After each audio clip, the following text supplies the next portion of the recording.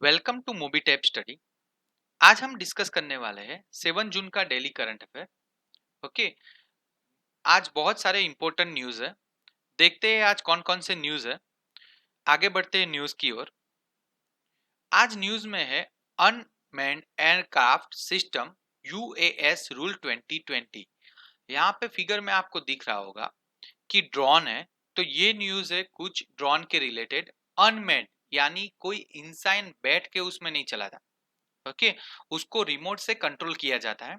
तो हाल ही में मिनिस्ट्री ऑफ सिविल एविएशन ने अनमैन्ड एयरक्राफ्ट सिस्टम रूल 2020 को ड्राफ्ट किया है। ओके। वो रूल में अभी कोरोना वायरस की वजह से लॉकडाउन में हमने फोटोग्राफी और वीडियोग्राफी के लिए और सैनिटाइजेशन के लिए ड्रोन का यूज किया था। वही ज्यादा यूज के कारण उसका इलीगल यूज ना हो, इसके लिए ऑलरेडी हमने एक drone regulation 1.0 and drone regulation 2.0 तो ऑलरेडी अनाउंस किया था। बट हाल ही में गवर्नमेंट ने unmanned aircraft system rule 2020 announce किया है। ओके। वो गाइडलाइन इसलिए दी है क्योंकि वीडियोग्राफी, डिसइंफेक्शन और सर्वेलेंस के लिए कोई भी नॉर्मल पीपल इसको परमिशन के बिना यूज नहीं कर सकता। ओके। गवर्नमेंट की परमिशन जरूरी है। ये न्यूज को आप गवर्नेंस में ले सकते हैं। आगे बढ़ते हैं नए न्यूज की ओर।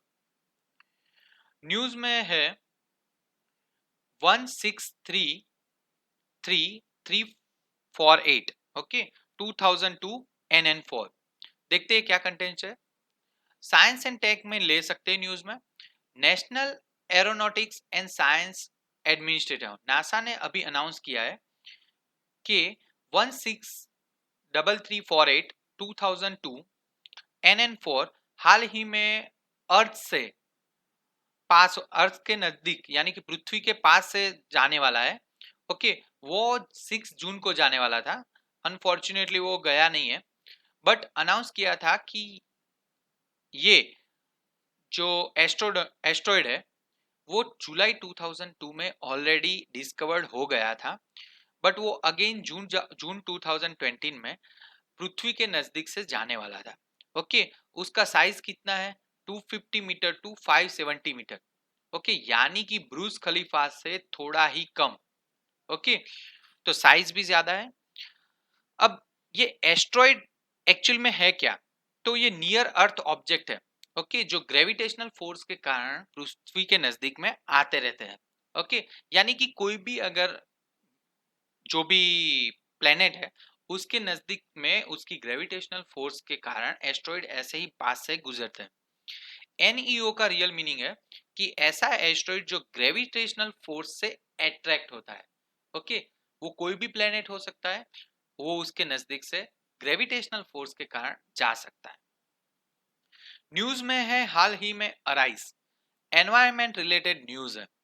हाल ही में Aryabhatta research institute of observational and science ARIES जो नैनीताल में है, उन्होंने science ministry of science and technology के साथ मिलकर ऐसा फाइंड किया है कि हमारा जो हिमालय है, वेस्टर्न ट्रांस हिमालय, उसकी ज्यादा ऊंचाई पे यानी कि टॉप पे पॉल्यूशन की वजह से रेडिएशन ज्यादा मिल रहा है। ओके। यानी एंथ्रोपोनेजेनिक एरोस्टल फाइंड हुआ है ज्यादा पैमाने पे। ओके। और ये एक वन टाइप ऑफ रेडिएशन है जो एक नेगेटिव साइन है एनवायरनमेंट के तौर पे। वो ट्रांस हिमालयंस माउंटेन रीजन में काराकोरम, लद्दाख, जास्कर और कैलाश माउंटेन आते हैं। ज्यादातर हिमालयन का पार्ट तिब्बत में है। ओके। पॉल्यूशन की इफेक्ट की वजह से ये न्यूज में है और अराइज उसको सॉल्यूशन करने का रास्ता फाइंड कर रही है रेडिएशन को। हाल ही में न्यूज में है सुंदरवन। क्यों न्यूज में देख लेते हैं। एनवायरमेंट रिलेटेड टॉपिक है।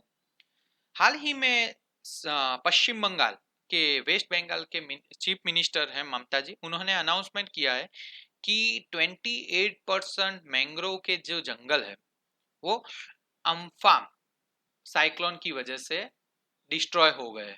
ओके। अभी हाल ही में एक साइक्लोन आया था वेस्ट बंगाल की ओर, अम्फान साइक्लोन था, जिसकी वजह से 28% मैंग्रोव के जो जंगल है वो डिस्ट्रॉय हो गए हैं। तो उन्होंने अनाउंसमेंट किया है कि नेक्स्ट ईयर, जो सॉरी नेक्स्ट ईयर नहीं, अभी एनवायरमेंट डे आ रहा है नजदीक में ही, तो वो एनवायरमेंट डे 5 जून को वो बहुत सारे मैंग्रोव के पेड़ और अदर पेड़ लगा के एनवायरमेंट डे सेलिब्रेशन करेंगे, ताकि एनवायरमेंटल इफेक्ट कम हो। मैंग्रोव का काम क्या है, मैंग्रोव एक्चुअली है क्या, वो एक स्मॉल ट्री है, ओके, जो कोस्टल एरिया में ज्यादातर होता है, और उनको वो समुद्र का पानी ही अच्छा लगता है, यानी उनको ग्रो होने के लिए समुद्र के पानी की जरूरत, ओके। इन ऐसा माना जाता है इंडिया में सबसे ज्यादा सुंदरवन यानी कि मैंग्रोव्स के फॉरेस्ट पश्चिम बंगाल में। आगे बढ़ते हैं नए न्यूज की ओर। हाल ही में एक्सोटिक एनिमल न्यूज में है। पहले तो एक्सोटिक एनिमल है क्या जान लेते हैं। एक्सोटिक एनिमल यानी जो एनिमल हमारे डे टू डे लाइफ में हमें देखने को नहीं मिलते, ओके, ऐसे एनिमल जैसे cat and dog. Ministry of environment, forest and climate change ने अभी वो एक्सोटिक एनिमल जो बाहर से हम इंपोर्ट करते हैं उनके लिए थोड़ी गाइडलाइन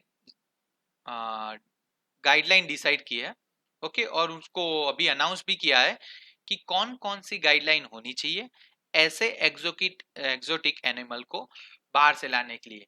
यहाँ पे जो दिख रहा है वो लेमूर है, वो माडागास्कर का एनिमल है, ओके, वो भी एक एक्सोटिक एनिमल के कतार पे आता है, ओके। आगे बढ़ते हैं नए न्यूज की ओर। दूसरा न्यूज में है एफपीआई, यहाँ पे रॉन्ग है, एफपीआई फॉरेन पोर्टफोलियो इन्वेस्टमेंट, जो इकोनॉमी में आप ले सकते हैं ये टॉपिक को, क्यों है देख लेते हैं। Foreign portfolio investment means Bharat के बाहर के जो कंट्री है उसमें से किसी भी इंसान को अगर भारत की कोई भी कंपनी में यानी शेयर मार्केट में इन्वेस्टमेंट करना है तो वो बोला जाएगा फॉरेन पोर्टफोलियो इन्वेस्टमेंट, ओके। हाल ही में जून महीने में सबसे ज्यादा इन्वेस्टमेंट हुआ है ऐसी एक रिपोर्ट आई है, ओके, कि जून महीने में 21,000 करोड़, ओके, पहले ही वीक में, first week of June 21,000 crore, जो सबसे ज्यादा है 2020 ईयर में। 2020 में होने वाले एफपीआई इन्वेस्टमेंट में ये सबसे ज्यादा है, जून का पहला वीक में 21,000 करोड़ हुआ है वो। आगे बढ़ते हैं नए न्यूज की ओर। न्यूज में है लीडर, ओके। लीडर क्या है देख लेते हैं। लीडर का पूरा फॉर्म है light detecting and ranging, okay. Light detecting and ranging को आप ले सकते हैं साइंस एंड टेक में, ओके। अभी कोरोना वायरस की वजह से सोशल डिस्टेंसिंग हर एक जगह पे जरूरी है, तो यूके बेस्ड एक आर्कियोलॉजिस्ट ने तमर वैली, ओके, यानी एक खान है तमर नाम की, उसमें रिसर्च करने के लिए लीडर का उपयोग किया है। ये लीडर है क्या, तो लीडर का उपयोग जियोलॉजिस्ट और सर्वेयर कर सकते हैं हाई रिजोल्यूशन मैप बनाने के लिए।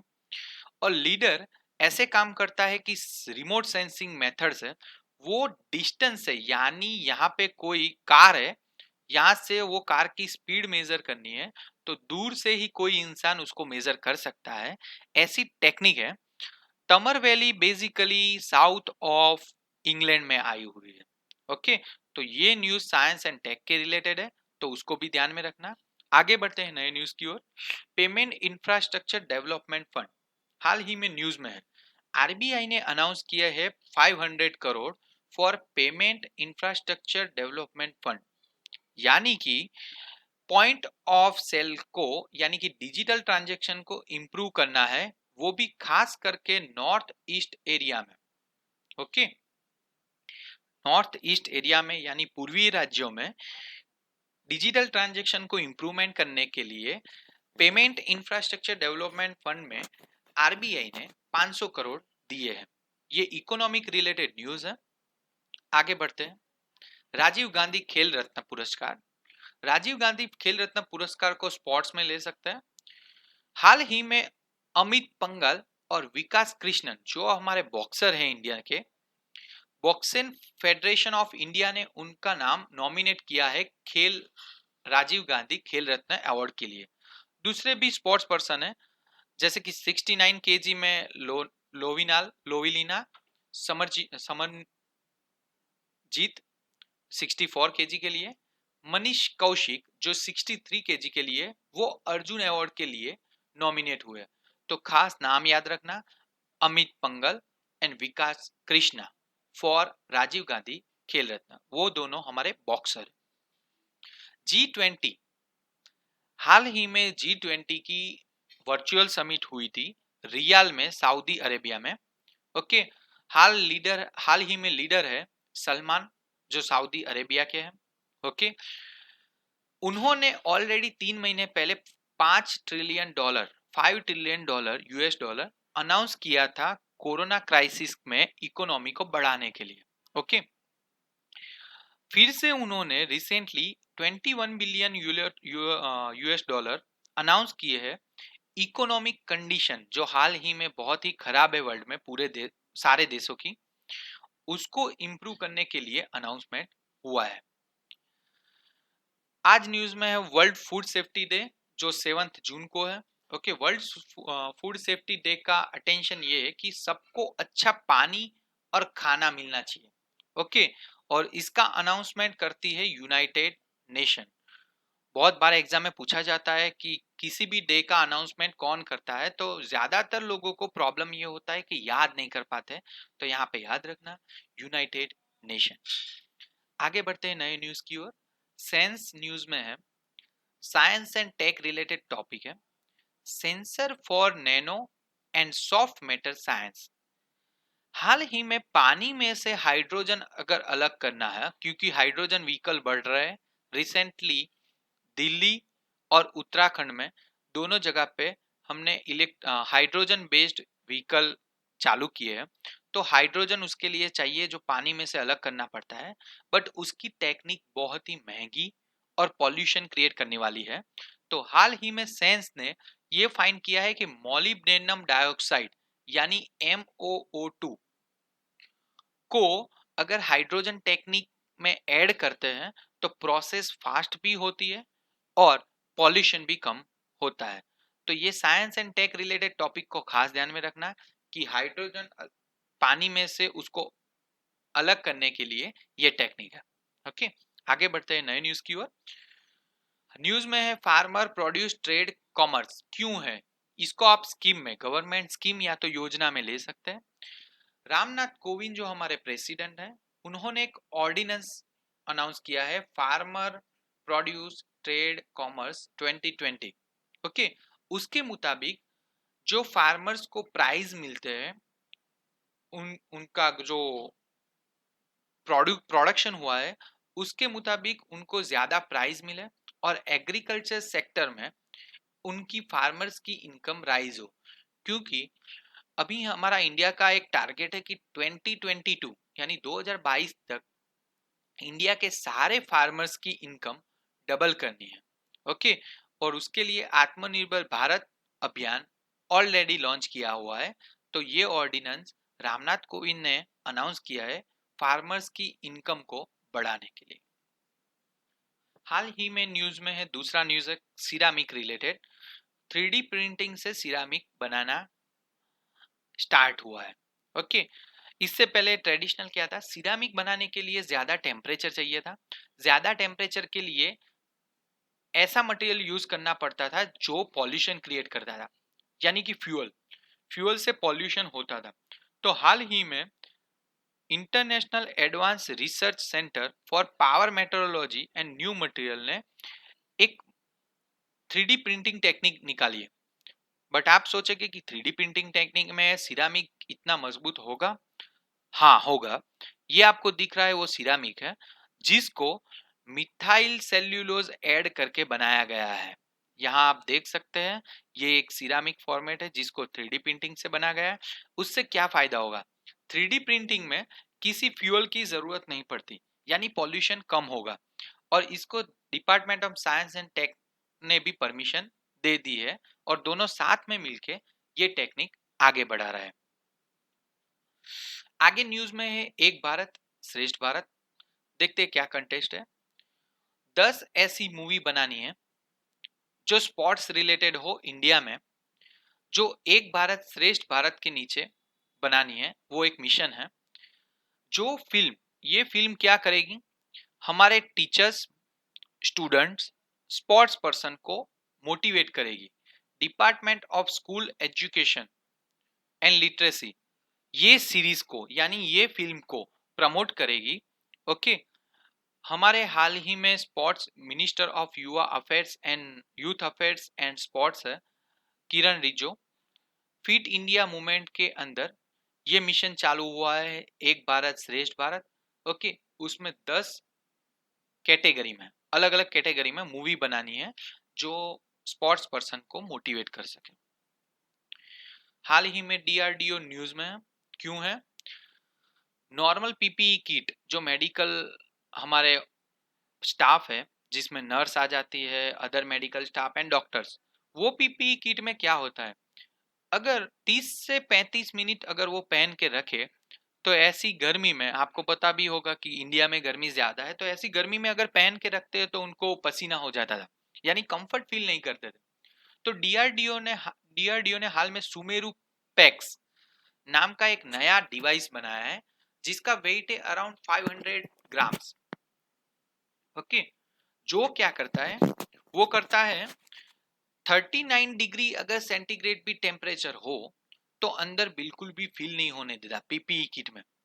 ओके। उसके लिए उन्होंने एक डिवाइस बनाया है डीआरडीओ ने। तो ये भी साइंस एंड टेक का एक टॉपिक है, याद रखना, जिससे कूलिंग रहता है और कंफर्ट भी रहता है पीपीई किट पहनने में।